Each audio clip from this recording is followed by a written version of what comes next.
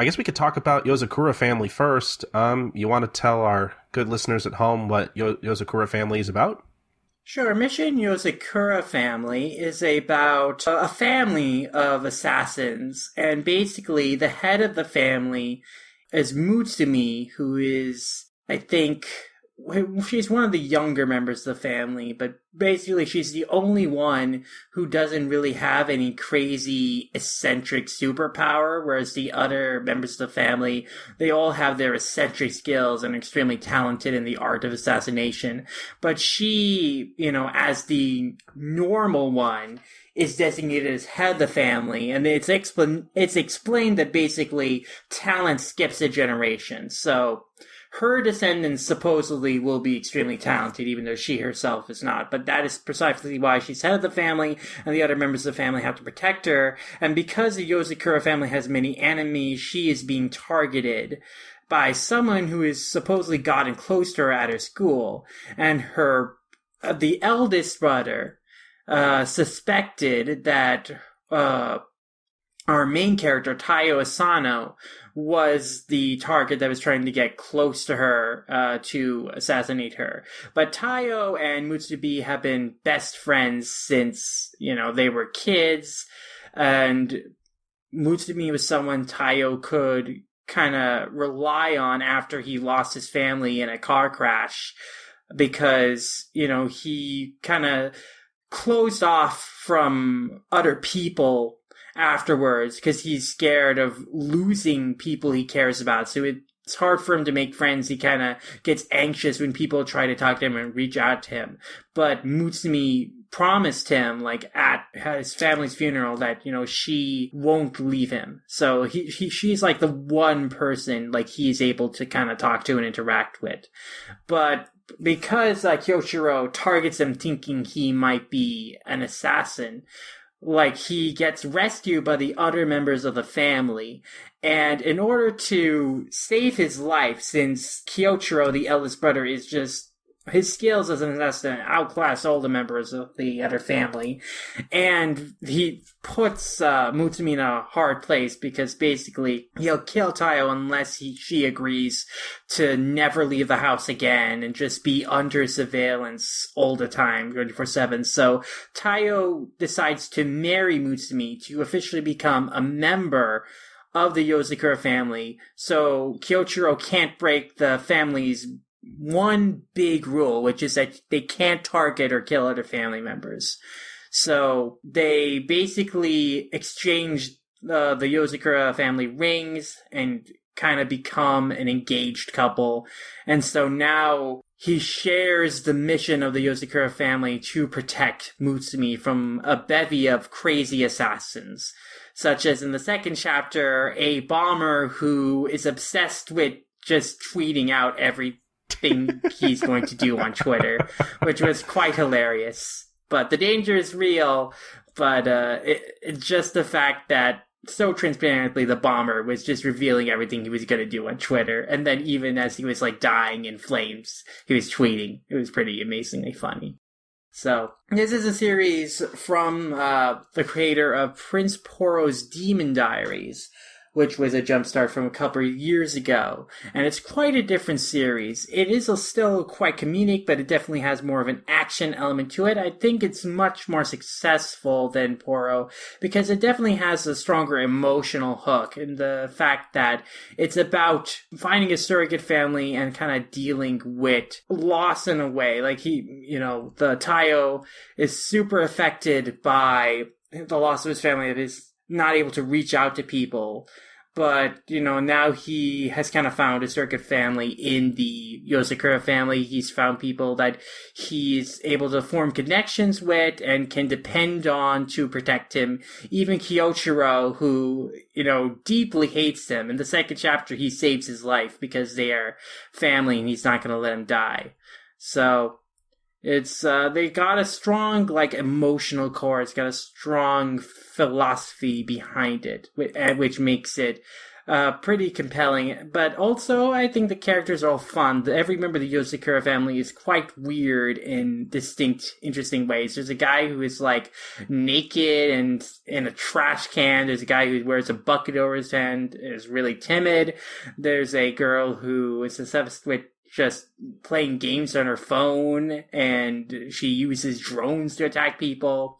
There's a Lolita girl who like attacks with wires. There's a lot of really interesting characters in the Yozakura family that I'm interested in seeing explored more going forward.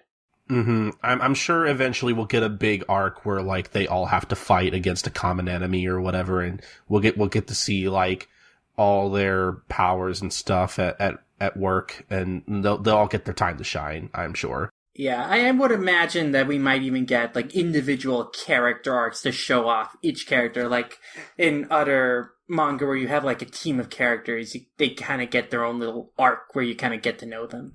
So that'd be cool with this series too. I see the series doing like really short episodic kind of stories, like more one-off stories before getting into arcs, I guess, just because like that's just how a lot of these Jump manga tend to run at first. But I don't know, we'll see. I really like this one. I think this has a lot of potential. Certainly more potential than Poro. Not that I like didn't like it, but like, and I don't know where the series went, past its third chapter, because I don't obviously I couldn't read past that because it was a Jumpstart back then and it didn't get picked up. But I don't know. I feel like this series has a lot more going for it. Like you said, like I really enjoy the emotional hook of it. I definitely see myself getting pretty attached to Taiyo and his whole predicament. I really hope that, like, I don't know, I hope maybe later on we get to see more interaction between him and Kyoichiro, because, and I don't know if maybe I'm remembering this wrong, but it really felt like in the first chapter they were hinting towards some kind of big incident where, because of whatever happened, he felt like he needed to be more protective of Mutsumi to this like really weird, like overprotective extent where, like we said, he doesn't even want her like out of the house. Like it's really interesting, twisted stuff. Yeah, he got Mutsumi involved in some sort of accident, and that's why one strand of her hair turned white, essentially. And since then, he's been overprotective of her. And I don't quite buy that Mutsumi doesn't have some sort of power or significance to it. Perhaps Kyoichiro knows something more about the incident that caused that gray hair accident. Perhaps that's tied to like some actual power that Mutsumi does has as head of the Yozakura family. Like I imagine that might be a twist in the series down the line, that Mutsumi isn't as powerless as she seems. But I could see that being an incident that like will slowly get breadcrumbs as to like what actually happened, kind of like with Assassination Classroom almost. Yeah, I also wouldn't be surprised if that same incident where Mutsumi got injured also is tied in somehow to what happened to Taiyo's family. Maybe. Because Mutsumi's hair did turn gray before that funeral, so there's some likelihood that perhaps the timeline could add up. Both things could be connected somehow. I think that'd be interesting, yeah. I'm really looking forward to reading more of this. Like, and I don't know if you'll agree with me on this, but like, I really feel like Gondaira in particular, I feel like I really have to wonder if they're like really into Hunter x Hunter. 'Cause like, I don't know, I don't really have as much like evidence as far as like Demon Prince Poro is concerned, but like, I remember reading the first chapter that, that one particular page where like he's fighting against like his friend's bullies or whatever. And I remember there was one page that really stuck out to me where like, I think it's that double page spread where like, I think he's punching a guy or something. Like, I remember like these long flowing strands of hair that like it felt like an action sequence that like Togashi would draw almost.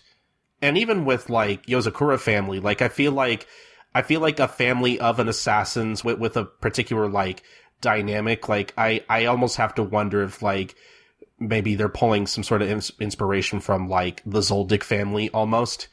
Definitely Illumi's overprotectiveness of Killua. I think you can draw a comparison between that and Kyochiro's obsession with Mutsumi. I think that would be a fun comparison. I wouldn't be surprised, Togashi is such an influential creator, Hunter x Hunter and Yu Yu Hakusho is such an influential series. I wouldn't be surprised if the author took inspiration from those works with Yozakura family. Mm-hmm. Because I'm not saying like, oh, they're just like Togashi's works, but like, I feel like there are certain like aspects of the series that make me feel like, this kind of has like shades of Hunter x Hunter almost, in terms of its like overall premise and like even like some of the action scenes almost. Which I don't know why I'm suddenly thinking of this, but like, I think this is what I wanted out of like Nisekoi.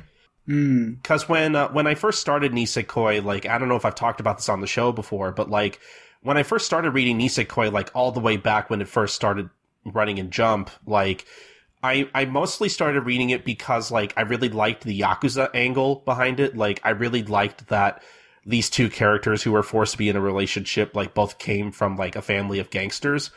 And I was hoping that maybe there'd be, like, a heavy action element to it, and not that Nisekoi didn't have action, but like, I feel like I didn't get enough of that from Nisekoi because it was mainly a rom-com, and that's fine, that's what it was. But like, I feel like I'm gonna get more of that from Yozakura family. Like, I could see this being like, I mean, obviously, like they're engaged, and I'm sure like a real like maybe a romantic relationship will come out of that. I don't know, but like I feel like this is the Nisekoi I wanted almost.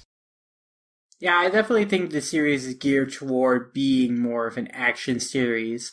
Right now is definitely relying on being an action comedy. I definitely think that it's set up its premise in a way that it could just become a full-on battle manga at a certain point. But right now, I think it's striking a good balance in terms of just introducing characters and having fun premises to go off of. And I do think the action is really interesting, and the author draws some really cool panels that even though we don't see too much, like we might breeze by certain things, it leaves an impact for what we do see. Mm-hmm. Yeah, even in Poro, like there were one or two spreads that really stood out to me. That really showed me what this artist was capable of. I feel like there are good action scenes in this so far, but nothing that really sticks out in my mind just yet. Well, I mean, just the fight between the family and Kyochi in the first chapter is supremely cool and interesting. I like how quickly we get introduced to all the powers, and I do like all the action sequences. I thought that was a supremely memorable sequence because, like, just so quickly we get to see so many crazy powers at work. We get the Lolita girls like string powers, and the trash can guy has like these claws out of his trash can, and the big guy in the helmet like punches the ground into pieces. And there's just a lot of cool sequences. Like, I love when the girl with the drones just sets off all the bombs. It's just like, those are some fun panels, and we don't even see the results of that, but just like, we see the broken drones on the floor, and then he's moved on to the next room. That was really cool stuff. And then I just really like all these panels. Like the panel with Kengo disguised as Mutsumi attacking Kyochi is also super cool. Mm-hmm. I just like these illustrations. I think that these are good, really strong action illustrations, even though we don't have too many prolonged action scenes. What we do have is really distinct and memorable, so it feels just super cool. Mm-hmm. I'm kind of flipping through the first chapter again, and the Hunter x Hunter vibes, I feel like are there, especially in scenes with Kyoichiro moving closer towards Mutsumi, where he's talking about how dangerous the outside world is, and like how he's basically going to cut off everything that's quote unquote unnecessary to her protection. That felt like a total Illumi moment for sure, yeah. I could totally imagine this being something Illumi say to Killua. Yeah, like, this feels like something out of a Togashi manga, this panel in particular. I just think the pacing of panels in this manga is super good. Like, the moment where Kyochiro reveals that he's entered the room and he's sitting on the couch and no one has noticed that he's already been there. And we just have, like, the reaction shots of everyone noticing that he's there. That's such a really impactful moment. It's super good paneling.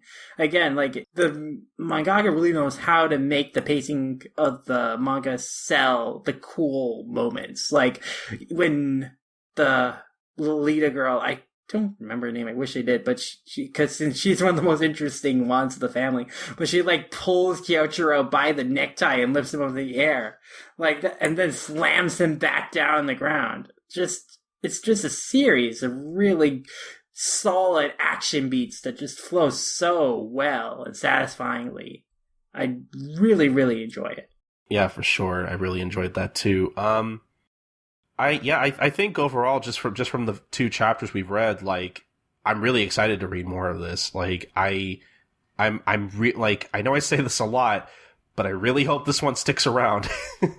It's a really strong start, and I think the premise has a lot of potential. I think the characters are really immediately interesting.